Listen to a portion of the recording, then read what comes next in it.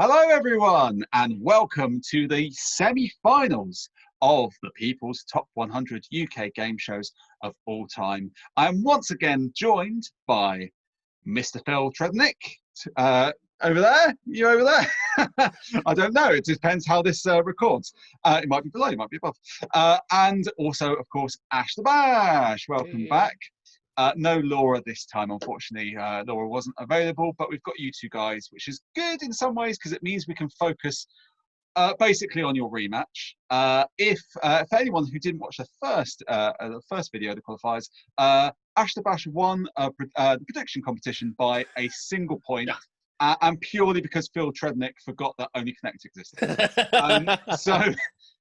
But today it's a clean slate. It's a chance for revenge, Phil. Phil, you've got your predictions in. Are you feeling confident? Well, it's so difficult, isn't it? I did flip-flop a bit. I was comparing what I put down for my semi-final picks with how I did the top 10s. And it's kind of like, oh, that's interesting. Because, I mean, I know I didn't have to grade these in terms of my preference, but I did. And I noticed that I'd flip-flopped on a few things and sort of placed some things higher than last time. I may even have remembered Only Connect this time, having learned my painful lesson last time around. Well, we don't know. We don't know. We'll have to see. Ash, you won last time. Now, I need to talk to you, Ash, about... there is... this time, at least, there's method to Ash's madness, because there was a whole system in place that I saw for Ash's predictions. Can you explain your two-tier prediction system, Ash? So, yeah, this time around, because I needed to figure out a better way of making the predictions and making the really difficult decision of what 10 out of each 20 goes through. So I basically graded each one on a scale of 1 to 5 for just the general audience, what they think of it, and then also those that are the sort of the die-hard fans of those particular shows or that particular genre of shows, whether they like it or not. Top those up and then use that, basically just use those scores as a first marker for picking the top 10, and then once we get to a tie-break situation, then use my better or not judgment to figure out which should go through into the top 10 out of those. So it's sort of like taking all of my emotion out of it completely, just pure numbers, and we'll see if the numbers work. We'll see if the numbers work. All I can say is, yes, it's really hard this time because we really do have 40 of the best UK game shows of all time. I think we had a few stragglers last time, but they're all gone. So we really do have 40 titans of the game show world. So let's get to it. 2 seconds, I will share it. I'm going to keep this in just to show how rough and ready this all is. There we go. So there we go. And there we all are. There we are. Let's talk about what happened. Firstly, let's talk about how we're going to do things. So we are going to do the two semi-finals, and each semi-final has 20 of the best UK game shows of all time, as voted through from the top 100 from last time to a top 40 this time. Out of each of those 20, 10 will move forward to the final top 20, which will be our final stage to decide what the quizzing people of the UK and the world think is the best UK game show of all time. So how we're going to do it today is we're going to talk about semi-final 1 first and go through that and do our predictions and then see what goes through. Then, because we've got less heats to go through this time, we've only got 2 semi-finals, we're going to do some personal picks for our favourite show that isn't in the People's Top 100, which we'll explain when we get there. And then we're going to do semi-final 2 and do predictions and go through it all. And then at the end of it all, we'll see if Ash or Phil has come out on top with the best predictions. However, just before we get cracking, I do need to broach the subject of what happened with regards to the survey and me having to redo that survey on Twitter and Google surveys and everything. So basically, we had a situation where obviously throughout this whole process, I've been able to compare all the numbers all the way through. I'm not revealing like what shows are doing better than other shows, but it's pretty consistent which shows are doing better. Some shows are gaining momentum, some shows are losing momentum, but it's overall pretty consistent. And what unfortunately happened was one particular show, which isn't a predictable show. I know like some shows have been jumped on for the UK Gameshows poll before that maybe are a bit more popular with the general public. That hasn't been the case here, but basically one show got an inordinate huge amount of votes, and it wasn't that was necessarily a problem. The problem that was being created was that all those votes, and some of them were incomplete surveys, some of them were just voting for that show over and over and over again in all the points. So all those sort of dummy surveys had to be removed. But basically, when I counted up all the points and then took them out, what I was seeing was that it wasn't so much the show in question that had been affected, but all the other shows have been affected, because lots of shows were being voted for over and over again alongside said show, and that was changing the results massively. So what I did is I compared the points from counting the surveys, and then I removed all what I believe to be the sort of dodgy surveys. And you know, that's a sort of inexact science, because you know, I don't know, you know, there are legitimate surveys that have voted for that show in question. So it was a little bit difficult, but basically what happened was, once I took out all the sort of weird surveys in semi-final 1, the top 10 shows were still the top 10 shows. So whilst it had got a lot closer, they were still the top 10. So I saw no reason to rerun semi-final 1, because I don't think it affected it. But semi-final 2, I saw huge swings and changes in which shows were getting in. So we decided to rerun the poll for semi-final 2. I have now got those results. I've compared them. I've looked at all the numbers. Whilst I feel like there's still some weird surveys coming in, I'm now very, very confident that it hasn't affected the result. I feel like we've got the top 10. I compared it with the last survey just to check. And so just to confirm that the 10 for the semi-final 2 are the top 10 from the retake survey.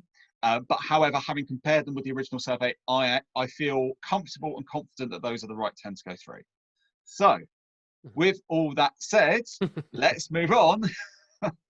Oh, yeah. I will say one more thing on that front. Counting up the votes for this could have taken me an hour, but because of all the surveys and everything that got messed up, and you know, I have spoken to a few people and gotten to the bottom of some of it, it went from something that took me an hour to took me 4 evenings. So it was a real bummer for me. So next time I will stress for the people voting in this, it is 1 vote per person. And if there's any dodgy surveys, I will remove them. It's as simple as that. I can't, like, this isn't the NTAs, it's not the Oscars, it's not a presidential election, okay? It's not that important. Please just vote once. You'll be really helping me out. Anyway, with that said, little rant over, let's move on to the first Bloodbath semi-final 1. So, here it is. This is where it gets difficult. Like, all these shows are big, you know, celebrated game shows, but now at this point it's just not enough to be like, oh yeah, that's a good show, I like that show. Now you plain have to be popular. You've got to be a popular show to get through. Okay, this really is the biting point.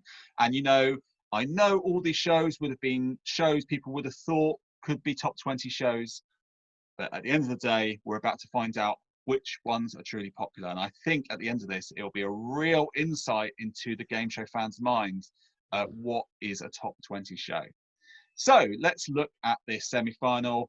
We've got a lot of the 70s shows in here. We've got perennial Golden 5 winner Only Connect in here. Richard Osman's House of Games was also in the Golden 5 this year, so that's appeared on this list. But lots of other shows. Impossible, that's an interesting one. Bullseye, popular with the public, but is it popular with the fans? Catchphrase, of course, in all its iterations. Duel, mini fan favorite, but is this a step too far? Family Fortunes, of course, massively popular across the board. Fort Boyard, another fan favorite. Gladiators, another huge show, but is it a show people are giving 10 points? We'll have to see. Just a Minute was the surprise in the first round, sneaking through the 70s. Of course, Nightmare, cult classic. Mastermind, massive show. Laura's not here to sell it, back it to the hilt this time, but Mastermind's still here. Only Connect, of course. Richard Osman's House of Games. Tenorbal's interesting. It's kind of considered one of the better other shows that are sort of on at the moment. Is that enough to go through? Crystal Maze, is that still popular? The Crimson Factor, of course. £1 Million Drop, another very, very, very popular game show. The Mole has so many fans, and then Wipeout, another cult classic. So a real mix. I thought this was the more difficult semi-final. I think a lot of people I've seen online think the other semi-final is more difficult. Maybe that's because there's more of the Golden Five sort of shows in there. But I think this is really, really tough. So we're going to get straight to predictions. So as you can see, only 10 shows can qualify. So there's a little bit more leeway than the heats. We had top 8 in the heats. It's now top 10. But any show that gets through this will be a top 20 show guaranteed. So let's get to your predictions, guys. So I can tell you guys that you agreed on 7 shows that you thought would go through, which is a lot. That's a lot of agreement. Is it a 7? No, I lie. It's not a 7. It's 8. Oh, 8 shows. Okay. A lot of agreement. So these were the shows that you both agreed would go through. They were Catchphrase, Family Fortunes, Mastermind, Only Connect, Phil, well done. The Crystal Maze, the Crimson Factor, the £1 Million Drop, and the Mole. So 8. That's a lot of agreement. There were however, you guys you agreed on another 8 shows that you thought definitely weren't going through. 3, 2, 1. A Question of Sport, Duel, Just a Minute, Nightmare, Richard Osman's House of Games, The Spirit of Osman Compels You, Tenable, and Wipeout. Okay, those were the 8 you disagreed on, which leaves 4 formats that you individually believe will be going through. I can tell you that at least one of these is in. So we're going to start with Ash. Ash, please tell me why Impossible is going to be in the top 10. It's a good daily show that's been on. It's a recent one. Obviously, it's quite modern compared to a lot of these other ones, but it's a lot of fun. I mean, this might be slightly tinted with the fact that I do a version of this on Twitch, but just good play along factor, even if you don't necessarily get eliminated from being at home, but good questions, good categories, and Rick Edwards does a really good job of hosting the show as well, and it's just all a good package for daytime TV. I don't think I've really ever heard anyone say anything bad about Impossible. I think you're right in that it's very popular. Like it's like everyone seems to like it, and it seems like it has a lot of fans. I certainly got a lot of critique, shall we say, when I had it quite low down my top 100, but I do really love Impossible. And it will be interesting to see like how many fans love it that like above all these other shows, because that's, sometimes that's the sort of love you may need to have to get through, but it might have enough to get through. We will see. Phil, I think this is interesting. You were the only one of you two to back Bullseye. Yep. Confident? Well, I'll tell you, I was looking at my list for the last time we did this. I actually put it as number 1 in my 80s shows. I've knocked it back a bit, sort of, in my mind for this one, but I don't know, there's something about it, nostalgically, there's a lot of love for it out there. And I know it's coming up on Epic Game Show, and who knows, it might go down very well with the public and we might see it again in prime time. But Yeah, it's good. It's funny. It feels like it was from another time. That whole pub culture thing, the all the darts players and stuff. But yeah, at its heart, there's questions, there's tension with those darts going in the board. What more do you want? And there's a cartoon bully, and there's speedboats given away by people who live right in the Midlands and will never have any chance to use them whatsoever. So a classic. I got the pleasure of meeting Bully recently. I got to meet Bully. Yeah, there's a Bully in the Epic Game Show. So yeah, I got to meet Bully. Yeah, I think it's a weird one, Bullseye, because like if it were to do well on Epic Game Show, darts is still pretty relevant. It's like, as much as it's like an iconic era of darts, maybe it's still very popular. I think it could potentially work if they did it the right way, but we'll have to see. So Bullseye is being backed by Phil, but Ash, you have backed Fort Boyard. Yeah, I'm keeping on with this one from previous. I still feel that there is some love for Fort Boyard, even though the UK one it pales in comparison to the French edition, but still the UK one still there's a lot of love for it. I feel just it's Crystal Maze roots and all that, but yeah, I still like watching the odd UK episode every now and then. Yeah, I mean, all four of these that neither of us have agreed on, I've got a similar composite score, so it was just a toss up between them. But yeah, Fort Boyard is that all Gladiators for me, really, between those two for the final pick for my top 10.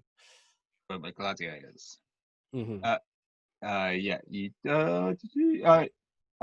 Oh right, I see. You went with Fort Boyard.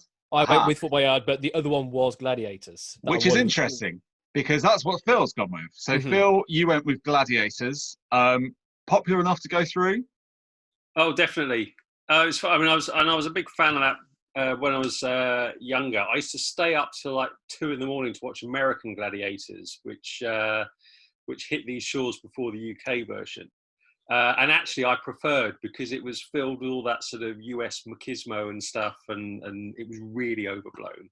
But it was funny. I was listening. There was a thing on the radio this morning. The guy who does Horrible Histories talking about sort of ancient gladiators and stuff. And that whole gladiator thing was the Saturday night big shiny floor format of its day. They were sort of like, they'd have devices in there, trapdoors where the gladiators could be revealed into the arena, different classes, different heroes. They'd have their own sort of branding and stuff. They could open gates and flood the arena as a little sort of a format twist if the action was getting a little bit dull. I was listening to this on the radio thinking someone should make a game show about that. Oh no, wait a minute. They have. It's stone cold classic. So yeah, it's in my 10. Yeah, it's certainly one of my favourites. It's certainly very popular, but as we've seen with this poll, this is like there are some sort of lesser game show fans voting, but a lot of game show fans are voting, and it's sort of like, do they lean more quiz? That's what's going to be interesting to find out. Well, it is time to find out. So I can now reveal at this point that at least one of your predictions where you've both said is going through is wrong. I can tell you that more than one of your individual picks is correct. And I can tell you that at least one show that neither of you have picked is in. Okay. So, with that said, it is time to reveal. Okay, big deal, game show fans. These are going to the top 20. These are your top 20. Anything left by the wayside will have to settle for top 40 status and no more. So here we go. I can reveal that the first show going through to the top 20, the final, is Gladiators. Oh. Nice pick, Phil. The second show going through is It's Bullseye. Oh. Another pick, Phil. So already 2-0 up, and we're 2 picks in. Okay. The third show into the final is it's Richard Osman's House of Games. Heathens. It's got a similar composite score. It just fell by the wayside for me. It's fine. I'm joking. But yes, neither of you picked it. It is in. The fourth show through to the final is the Crystal Maze. And the fifth show through is Impossible. That's a point straight back for you, Ash. Yay! The sixth show going through to the final is it's Duel. Oh. Duel is in the top 20. There you go. 4 shows left to get in. Lots of classics still here. They can't all go. Here we go. The 7th show going through is Only Connect. Okay. The 8th show going to the final is The Krypton Factor. So 8 shows are through. There are only 2 spots left. 3, 2, 1. Question of Sport, Catchphrase, Family Fortunes, Fort Boyard, Just a Minute, Nightmare, Mastermind, Tenable, The £1 Million Drop, The Mole, and Wipeout. Can you believe only 2 of those are going through? But that is the case. Here we go. The 9th show through to the final is The Mole. Ooh. Okay. Which you both said. So it comes down to 1 space left. I'm going to ask you, Phil, out of these that are left, which one do you think is going through? Oh man, gosh, I think catchphrase or £1 Million Drop or Mastermind or Family Fortunes. I can't decide. Catchphrase. Nice and committal there, Ash. Well, my scoreboard would indicate it should be Catchphrase, but I'm pleading wrong on quite a few predictions here. Okay, let's find out. The final show going through, and before I reveal this final show, this isn't the show in question, but you should know that the show that came 11th was 1 point out. Oh. So it was very, very close, this semi-final. But that's not saying this show was 10th. But the 10th and final show going through to the final is Catchphrase. Okay. So there we go. So there you go. Impossible, Bullseye, Catchphrase, Duel, Gladiators, Only Connect, Richard Osman's House Games, The Crystal Maze, The Krypton Factor, and The Mole are all through to the final 20, where the game show watching public will get the chance to vote for their favourites. Of your predictions, Family Fortunes, you both went for, not through. You both went for Mastermind, again, not through. £1 Million Drop, both went for, didn't get through. And Ash, Fort Boyard, didn't get through from your individual picks. Of the ones neither of you went for, Duel and Richard Osman's House of Games are the surprises. So that wraps up semi-final 1. 10 shows down, 10 shows to go. But before we move on to semi-final 2, the one that lots of other people are calling the more competitive semi-final, we are going to do some personal picks. So these are just for fun. So we looked at your top 100, and last time all our contributors talked about their favourites in each of the decades. But this time, we didn't want to leave you hanging for content because there's only 2 semi-finals. How boring is that? We have decided to come up, each of us, including myself, have come up with a show that isn't in your guys' top 100, but that they really love. In Phil's case, it can't be a show he's worked on. In Ash's case, it can't be a show he streams. And in my case, it can't be a show that was in my top 100 either, or that I worked on. That's important. So we're going to start with Phil's pick, just for fun. So Phil, what show have you picked that you think maybe could have deserved to have been in the top 100?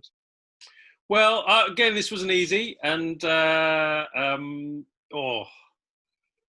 was going to give a few honourable mentions, but I won't, because we'll be here all day. And it was interesting, actually. You say you can't pick one inside your top 100, and I can't pick one that I worked on. And I should point out, I don't think any of the shows I worked on were in your top 100. Right, look, right. Is every video just going to be an attack on me? Right, look. You've already invited the countdown trolls on me, and now, right, and now you're attacking my right. Fine, whatever. Anyway, what's your pick? So I'm going to talk about, which I don't know if everyone's going to remember, but there he is, the lovely Andrew Connor, back in his presenting days in front of the camera, as opposed to being the big TV mogul behind it. And this was a really simple game show where you have pairs of contestants. It was a sort of winner stays on thing, one pair against another, and they would have to choose between two topics, choose a topic, and then they both get 20 seconds to talk about it as much as they can, in the hope that they hit one of 10 pre-selected keywords. And every time they got one, they'd hear this little ping. And the other pair of contestants who'd been on the other side of the studio with blindfolds on and headphones on would take those blindfolds and headphones off, and they'd see the words that the other team didn't get, and from that they had to guess the topic that they were talking about. Very, very simple. And what you got was lots of lovely mouths talking without the brains really thinking, much of which you're probably seeing here as I try and explain the game. But lots of people yabbering on, and it was great material for Andrew O'Connor to work with. Very simple game. And they had a nice thing as well. God, I remember the winner stays on thing was good. There was a chart, and when they got through to an end game, they had this chance to sort of either double their money or quadruple their money if they picked a specific word. I had a lot going for it. And interestingly, it's the sort of format that you would have trouble getting away now, because it wouldn't work in an hour-long slot. And I think one of the things that has done for a few old classic game shows is the fact that there are all these hour-long slots that some really great formats just can't quite fill. But something like this, you know, sort of neat, tight, you know, sort of, it was a good, entertaining half hour. You know, would be perfect. And the other thing you get now is there are lots of shows where they just want questions in daytime. It's like, we just want to show where it's lots of Q&A, because the audience in daytime feel like, well, if there's lots of general knowledge going on, then I'm still learning something, so it's okay to have the TV on whilst I'm supposed to be working or looking after the kids or whatever. And I think that's done for these kind of formats as well, which is a shame, because this is just a really fun half hour, very simple daytime TV, and it was very unlucky, I think, not to get in your top 100. I actually, I really considered this. I think this is a show I really like. Great use of an isolation booth as well. I think they may need to bring that back in the COVID times. Isolation booth. Every game show had one back in the day. Now it's the most 2020 thing in the world. Let's all isolate. This is a great show, and actually, it's a show that I hear a lot of development people talk about, either from back in the day, like they've remembered it, or they discover it. And it's a show that really is very popular, and a lot of people talk about. I think what you say is true. I think this kind of show has been a little bit done for, but if anyone out there has never seen Talk About, give it a watch, because it's just inherently funny. It's just watching idiots try and yammer on about a subject they know nothing about is just a funny thing. And it's a really good show. So yeah, great pick, Phil. Really happy with that pick. We're going to move on to Ash's pick. I really like this pick as well. I think this is a good pick from Ash. And now, before you sent it to me, I was trying to predict what you would send. Oh, yeah. I didn't predict this, but now I know what it is. It's a very Ash pick, in my opinion. So, Ash, what is your pick for the best of the rest? So going back to what I said on the previous episode of this, where I was kind of, when I'm thinking of a favorite show of mine, it's one that I would want to be on. Now, this particular show in modern times, I would not be any good at all on this show. That is my favorite. However, when I was young and I was watching it, I was just so dumbfounded and just gobsmacked by the intelligence on offer from this show. That show being Grand Slam on Channel 4. Bit of a controversial one because I know some people aren't particularly fond of chess clock formats because it's one of those, if you've got a good competitor against you, then you're basically screwed through for the rest of the episode. But I think it's still a good show, great epic show, and one of the few that come to mind where they actually properly tested mathematical and algebraic kind of properties of mental capacity, which is something I really love. I really love that kind of questioning, and not many quizzes do that, mainly because I guess it doesn't fit the standard question answer format. Solve this equation for X. Okay. Yeah. But I love that. Fun for all the family.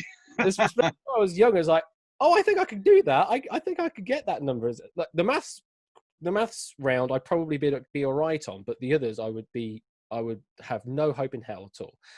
And I love the UK one. I actually kind of prefer the US one over it, but I think it's more down to the fact that they had some really good competitions in the US version. Yeah. But it's basically the same format.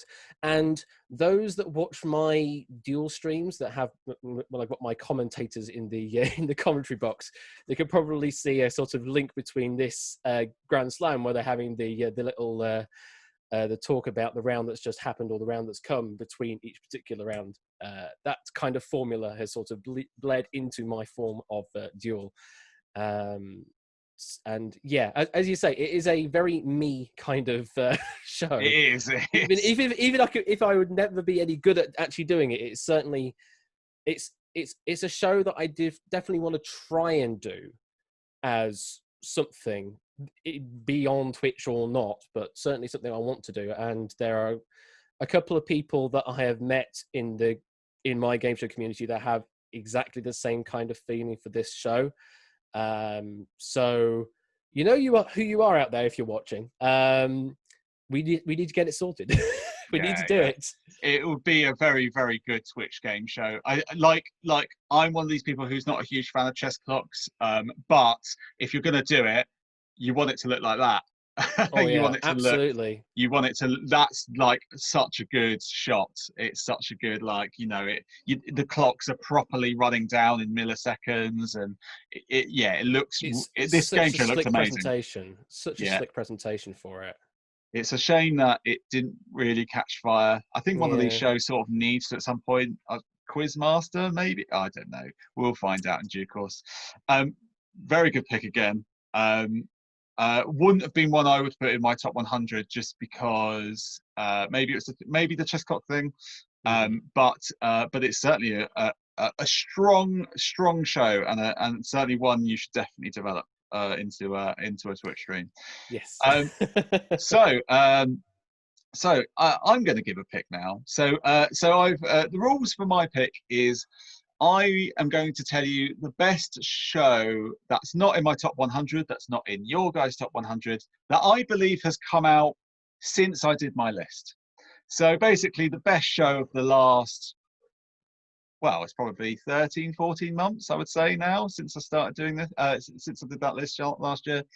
I feel I do want to give one special mention to a show that I did consider for this, which was Very Hard Questions. I sort of got really into it. I get that it's really archaic and that it's over explaining everything. I get all that, but I actually found myself really, really enjoying it, and I ended up watching quite a few episodes, which is something I just don't do with a lot of game shows. So Very Hard Questions, I think probably would sneak into my top 100 now. But my actual pick is going to be this, which is In for a Penny. Now, In for a Penny, for me, is, I'm going to say this much. The fact that it wasn't in the top 5 of the people, the UK Game Shows top, whatever, the 2019 poll is a travesty, right? It's a travesty, and I'm going to tell you why. Because, yes, I get it. It's a fluffy TV filler, right? It's a bit of it's candy floss. It's a bit of a nothingy show. I get it, right? But how many times have we seen this kind of show attempted? Hundreds of times we've seen this sort of go out, meet the public, give them money. Oh, it's a game. Oh, suddenly you're in the game show. We've seen this game show so many times, but we've never seen it done this well, this slickly, this funny. Stephen Mulhern is basically producing this show as he's hosting it. He knows exactly when the sound effect is going to come in, the sort of record scratch. He knows when it's going to cut to the contestant. He knows when to make a funny look at camera. He gets it. And to some extent, he's just making Britain's Got More Talent the game show. Like so I understand all these things, but if you can sit down and watch this for half an hour and you don't laugh once, I think there's something wrong with you. I think it's just as a sort of family fun, simple Saturday night filler in a sort of you've been framed kind of like that sort of, shoulder peak, as me and Phil would called it, that sort of, light entertainment world. I don't think it gets a lot better than this. I think it's so well made. And I think the fact it's such a simple show doing such a simple thing, people have massively overlooked it. And I think it's brilliant. I think it's done so well. I think the games are very clever. I think I just think whoever's casting that show, the contestants are always funny, and it's just a really, really, really well-designed version of the show, and it deserves credit for being by far and away the best version of this sort of show we've ever seen. And yeah, you should be ashamed, Game Show in Public. This should have been higher on your 2019 list, but I'm going to make up for it now. So yes, my pick is In for a Penny. With that said, let's move on to the important stuff. Let's move on to semi-final 2. And oh my God, this is where it gets competitive, because we've got 3 of the golden 5 from this year in. We have Taskmaster, we have The Chase, and we have Who Wants to Be a Millionaire. And also we have that long-time perennial, Pointless, as well. But alongside that, we have a lot of modern classics and a lot of 80s classics as well. 1,000 Heartbeats, again, popular stream for you, Ash. We know it's a fan favorite. 15 to 1, 2 versions, both pretty popular, I would say. Like the old version is, probably more popular, but I think the new version has done it favors as well. So it'd be interesting to see if that gets enough votes. Blankety Blank, of course, is a lot of people's favorite game show. So will that go through? Blockbusters and its multiple iterations. Is Brig wrong? Does Blockbusters deserve yet another version? We'll see. Countdown, of course. Countdown. It's been there forever. Is it part of the furniture, or is it recognised enough to go through? Deal or No Deal. Massive show, but has its time off air hurt it? Pointless, of course, but it's just fallen out of the golden 5. Is its popularity waning? That's what we're going to find out. Race Across the World, of course, was the wild card. That was the show everyone voted in as the wild card after the calamity that happened in the qualifying. If you want to go see what happened, go watch the first video. But Race Across the World, won your wild card, so that is in. Totally untested. We have no idea how that's going to do. This was its first proper test. Robot Wars, again, cult classic. Cult with a lot of people who maybe aren't game show fans. Is there enough people who are game show fans voting for it? Supermarket Sweep, which is my wife's favourite game show.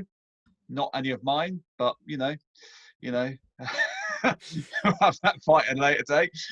Taskmaster, of course, the new darling on the block. Can that go through? The Chase, the juggernaut that is The Chase. Will that go through? The Cube, well, that's just been announced. That's getting it's coming back. So will we celebrate that with the Cube going through to the final 20? Gen Game, of course, the show that we can never escape, that haunts us.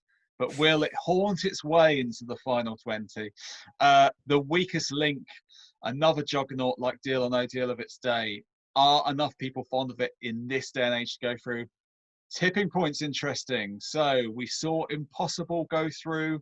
Is Tipping Point in that same category? We're going to find out. Treasure Hunt, which I know a lot of people were surprised got through the first round, but clearly has its fans. Can it go all the way to the final 20? It'd be a very different kind of game show if it did get there. University Challenge, massive ratings every week it's on. University Challenge, will that go through? Millionaire, of course, popular with both its versions, and cult classic, arguably maybe the best lottery show, Winning Lines, is there, and of course another Ash the Bash Twitch classic. So those are the options, but let's get to your predictions. So from the first round, Phil, you're in the lead, 7 points to 6. So 7-6 on the points at the moment, but it can Ash, you can drag it back on this one. So let's talk about the shows you predicted. So of these shows, sorry, I'm going to take a drink because I can't speak. Okay, here we go. So of all the shows, you both predicted 7 shows that you thought would go through to the final. They are Blockbusters, Countdown, Taskmaster, The Chase, The Weakest Link, University Challenge, and Who Wants to Be a Millionaire. Of the other shows, there were 7 shows again that you both agreed wouldn't go through to the final, and they were 1,000 Heartbeats, Blankety Blank, Race Across the World, Supermarket Sweep, The Cube, Tipping Point, and Winning Lines. Those were the 7 you both agreed wouldn't go through, which leaves 6 shows that either one of you backed or the other. Before we go through them, I'm just going to tell you that the show that finished 11th in this group finished 2 points behind the show that finished 10th. So again, pretty close, but yeah, we're going to see what happens in a bit. So let's go through these shows one by one and see what you individually backed that the other one didn't. So we're going to start with you, Phil. You backed 15-1. I did, and it was one that I actually missed off my list last time round, and I think it got through. And I thought, yeah, what am I thinking? It's for the quiz purist. It's just lots of intelligent questions, and that whole question or nominate game at the end. There's a lot of pace in it. It's very climactic, and there's a narrative that forms because you start off with these 15, and gradually they get whittled down, and you get a kind of like a hero's journey. Yeah, very, very overblown for a daytime quiz show, but you do, you know, as they're sort of whittled down, and the person who wins it, you've seen the obstacles that they've had to overcome, those moments, that question where, oh, they nearly lost it there, but they managed to come through to the end. And it's it's simple, it's focused on lots of classic Q&A, and it's a classic, and it's got a theme tune that to this day, a week goes by where I'm not whistling it to myself in the shower, going, why have I still got 15-1 in my head? It is the most effective earworm. And for that reason alone, it deserves a place at the top table. But it is a great show, really good show. It was that moment. It was that moment they brought back the Adam Hills version, and it was like the first celebrity special, and they'd remixed the theme tune. I'm not going to lie, I got a bit goosebumpy. That's so lame. That's so lame, but it was like, wow, it's such a great theme song. Right, now we are talking about some big game shows here that only one of you have backed with the other. Ash, believe it or not, you're the only person who's backed Deal No Deal. Yeah, because that had a high popular score skew for me. That's why it's in there. It wouldn't have been in my personal top 10, Oh, But- I want to hear this. Forget about why would it not have been in your personal one? It wouldn't have been in that, but it's just it's picking boxes, picking numbers. To me, there's not a lot to it. I know that there is. It's the drama of all the money and the offers and that, and the the almost the lore that gets developed over time throughout all of the episodes. But yeah, it's not a massive pick for me. But I took my emotion out, and I believe that it's a popular thing, and that's what skewed it and placed it in my pick for the top 10 for this. Well done for putting your emotion to one side in this Terminator style battle to win this contest. That's what I wanted. I didn't want remorse. I wanted points and points only. So Phil, you were the only person to back Robot Wars. Yeah, it's an interesting one. I love that show, and I know it's going to be controversial because this is the problem with this poll, because it's kind of like, sort of there's big Saturday night shows, there's really great simple daytime formats, there's shows that like I say, purist Q&A versus big physical game shows. Robot Wars kind of it will be, not Q&A enough for some purists, but there's almost none. No, there really isn't. Matilda, please answer this geography question. Right, if you can get this geography question right, then you will face Dead Metal in a battle to the death. But if you can beat this week's champion, the Hypnodisc. Sorry, carry on, Phil. No, you're absolutely right. There's not a lot that goes on. And actually, when I first saw it, you'd have some bouts that this is a bit pants, isn't it? It's kind of like, sort of this crappy robots lasted sort of like 30 seconds before the electrics have gone, and it's just stood there, and Jonathan Pierce is trying to make drama as we're all watching a static failed remote control vehicle just sort of whimpering as the dry ice goes off around it or whatever else, but it was the world building. I mean, people forget Craig Charles when he was sort of hosting it in the early series. Craig Charles and Jeremy Clarkson, but there was a whole thing about in the first wars this happened, the second wars, and you have teams that were kind of like they've come back, but they've taken that wedge of cheese design and they've stuck an axe on the front, and it's they've souped it up even more. The fact that there were kids playing with sort of like adults and stuff, and you had that sort of the kind of like the imagination of the kids paired with the electronic know-how of the adults and everything, and they were all smart, and you just sort of think, man, I'd love to be a part of this. I could design a great name, a great look. I used to think about what is the best design. Is it a flipping one, a sort of a buzzsawy one, a nippy one that can get around, or just an absolute hulking beast of a robot? But to also take part, you needed to be smart, and it celebrated smart kids, and people had a real passion for this thing. It's brilliant, lovely. Yeah, it's just like last night they had like Big Brother's Best Shows Ever was on, and they had the Nasty Nick, Craig Phillips, the whole how that all shook down, and it was like you're watching it going, yeah, this was a pretty seminal moment of TV, but was it as seminal as when Cassius used his Shremek to flip a robot for the first time? Because because that was hype. That was absolutely. That was like, oh my god, a robot! It was dead, and now it's like Jesus. He's risen. He's risen from the robot grave. This really captured people's imagination.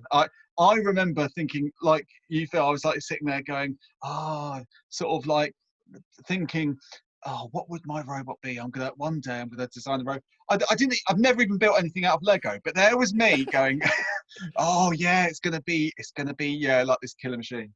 I think Robot Wars is so interesting because I think it's the one format, like when I first started doing this top 100 stuff, people were like going, oh, would Robot Wars count? And I sort of had to go, well, what are you calling Robot Wars if it's not a game show? A sport? It's not a sport. Like, I do think Robot Wars gets that thing where it's kind of like people sort of watch it a bit like cricket or WWE. Basically, gluttons for punishment in the hope that the one time they're watching, something amazing might actually happen. But there's a lot of disappointment to get through. But it's almost like a religious experience. It's like, no, I know I've just watched 3 heats of a shoebox just collapsing in on itself and not starting because someone didn't set the right, switch on their like remote control. It's fine. It's fine. Because in a minute, Hypnodisc is going to absolutely smash up Razor. It's fine. Fine. It's fine. And it's the purest hit of Schadenfreude you'll ever have when you see a 15-year-old kid seeing 6 months of hard work just going up in sparks as Sir Kilowatts coming down, smashing it in two. I remember, like, I went to the Gadget Show once, and I was taking some photos, and I uploaded it to Facebook. And like my Facebook must have like, I've like spoken to, I've got met some celebrities, and people want to talk to me about what certain celebrities are like, and so on, so forth. But one of my mates, Dave, he honestly, he's shown no interest in any of that. But for one moment, he went, "Hang on a minute, is that Razor?" And it at the Gadget Show. Anyway, so yes, Robot Wars, very interesting. We've got a little bit off rail because Robot Wars is fun to talk about because it's great and bad all at the same time. Right, now let's get serious for a moment because this is less about what Ash has said and what Phil hasn't said. Ash, you have backed Pointless. Phil has not backed Pointless. Mm-hmm. Now this is an interesting one because Pointless, for the first time this year, I think it was this year, fell out of the Golden Five for the first time in an eon. Okay, so, and those are like, so in that vote, 5 shows came above it. So it's perfectly reasonable to think that more shows might finish above it in a vote of game shows of all time. But Ash, why did you back Pointless? It's just brilliant fun watching, like, early, tea time kind of TV, reverse family fortunes, basically. In other words, I know they keep inventing new rounds and new ways of working it, but I've always loved family fortunes, and I love the sort of the reverse style of it with Pointless, where you're always trying to find the cleverest answer that fits within the particular setup that we're asking for. That's the kind of thing that I love for, like, sort of list shows. Just like Who Dares Wins, when you're thinking of potential answers for the board when you go for that. It's just that kind of thinking, the sort of the lateral thinking, much like with Only Connect, the lateral thinking is it's really good fun, and you can get some really good categories out of it as well. It's just it's obviously very difficult. I wanted to try and Twitchify this in some way, but it's very difficult because you need to have 100 people in some way and take them away for 100 seconds and then say, "Oh, sorry, you can't play the game because you know what we've already asked you." Sorry. Yeah. So it's a bit difficult to try and set that up in an interactive manner, but I will figure out something in the future. That's what the game show industry needs. More shows that Ash can't mimic. Try and do that one. Yeah, but yes. But the thing is, with Twitch, I can do all sorts of other stuff that the TV industry can't. So this is true.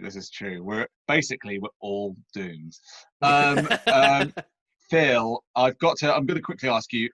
Pointless. You didn't put it on your list. Was that purely because you forgot, or is there actually a chance this doesn't get in? We've had big shocks on the way. It's difficult because I look at my list and I just think, yeah, but is it better than some of the ones that I've got on here? And it's really difficult. I mean, I do think maybe it would have been different a couple of years ago. I mean, it's a horrible thing to say, but perhaps Pointless is has gone past its peak. I'm not saying it's not still a great show. It is, but it's just one of those things that it seems to have been there for quite a while now. I don't know, sort of maybe if we were doing this a couple of years ago, I would have put it in higher. But I mean, that's the problem with a lot of polls. I think, with hindsight, you sort of go back after a couple of years and see things that did better than you would have suspected because they were fresher in the memory and because they were having a moment and stuff. So, Yeah, it is a lovely show. But yeah, I'm looking at my top 10, and I don't know which one of these it would replace, to be quite honest. well, it's going to be interesting to see. But the takeaway from that is Phil hates Pointless. Phil hates Pointless. No, Phil doesn't hate Pointless. No, of course he doesn't. He loves Pointless. Right, we have got 2 more shows to cover. Ash, I'm coming back to you. Yes. Now, one of the shows that was a bit surprised, wasn't surprising, it got through, but that surprised people was Treasure Hunt, and you've backed it again to make the final. Yeah. Did I decide on it in the original one? I can't remember now.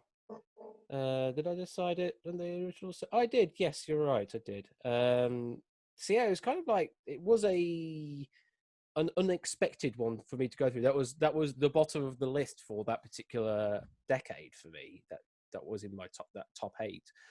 So it was a kind of a punt, but yeah, it did go through. So because of that, I kind of reevaluated the what I thought about it this time round, and I thought, well, the diehard fans are going to probably like it more this time. So A real glow up. Yeah, I did kind of bump the score up a bit on this particular show. So yeah, I don't know. It's. I mean, I love Treasure Hunt and similar shows like Interceptor as well. But Treasure Hunt, it's a good romp around the UK, which we probably couldn't do anymore. But yeah, it's an interesting show because I think it's a show that lots of people like, and I think a lot of people like it, and it's just a question of how many people love it. I really love it, but would I put it in the top 10? I don't know. But it's clearly got a lot of love because it's here. Yeah. So let's talk about the final show, which one of you backed. So Phil, you backed Gen Game. Yes, I did. Yeah, it's a classic, and it's a shame because, I mean, obviously the latest reboot really didn't, sort of get any pulses racing. But in its day, with Bruce Forsyth and Larry Grayson sort of at the helm, getting absolute TV gold out of some very mundane challenges. A great Saturday night vehicle for a couple of great hosts and ideal family viewing.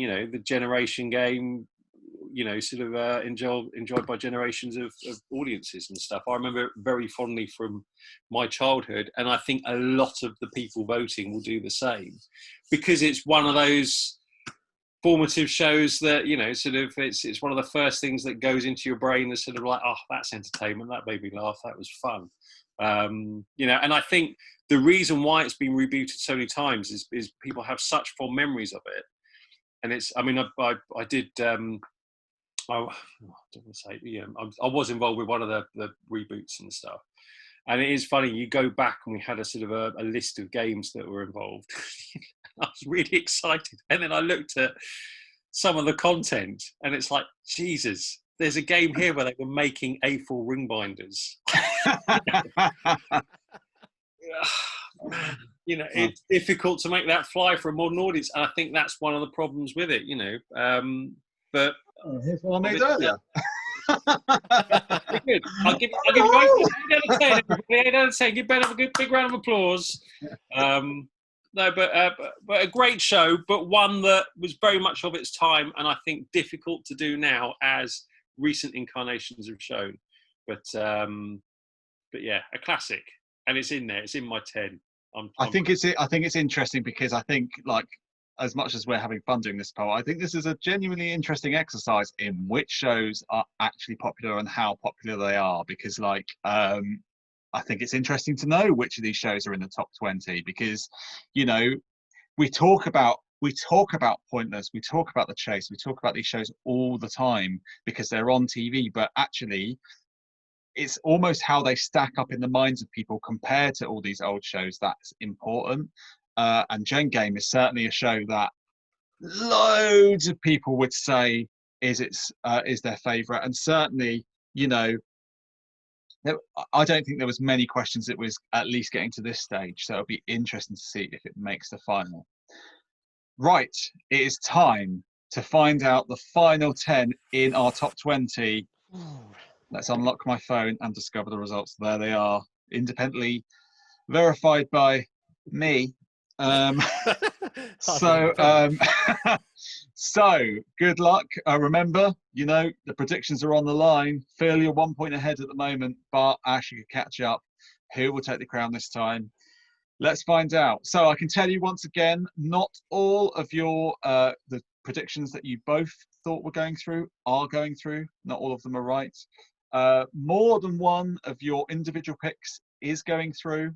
And I can tell you at least one of the picks that none of you picked is also going through. So same as semi-final 2, lots of unpredictability. So let's go ahead and reveal that the first show from semi-final 2 going to the final 20 is University Challenge. Both had that down. The second show going through is it's Blockbusters. Blockbusters is through. If you want to see how the hand jive's done, you just need to check out my 20 to 11 video because I do it perfectly. Yeah, no errors at all. So the number 3 show, not the number 3, the third show going through is it's Pointless. Hey. Pointless is in, so that's a little point gain for Ash there. Oh, we may be even. Here we go. The fourth show going through is Taskmaster. Okay. And the fifth show going through is suitable week for it. It's The Cube. No one went with The Cube, but it is through. So 5 shows left to go. The sixth show going through is 15 to 1. Oh. That is a point back for you, Phil. So you are 1 point in the lead again. The seventh show going through is The Chase. Okay, 3 slots left. Only 3 of these shows can go through. Still some biggies out there. The 8th show going through is Who Wants to Be a Millionaire? So 2 slots left. I can tell you that the 9th show going through is Countdown. So it comes down to this final pick. Okay. Now, interesting. So Ash, you backed Deal or No Deal, and you also backed Treasure Hunt. Phil, you backed Robot Wars, and you also backed Generation Game. Okay. Now, Ash, if you get a point alone here, you tie it up, and we'll go to a tiebreaker. That'll be fun. Or if Phil is right, then he takes 2-point lead and he takes the victory. I can tell you one of you is right. So it is either Deal or No Deal, or Robot Wars, or the Generation Game, or Treasure Hunt. So the final show through to the grand final of 20 of the People's Vote is it's Robot Wars. Oh! Good game. So yes, so Deal or No Deal misses out. The Yeah. Weakest Link misses out. Treasure Hunt out. Gen Game is out.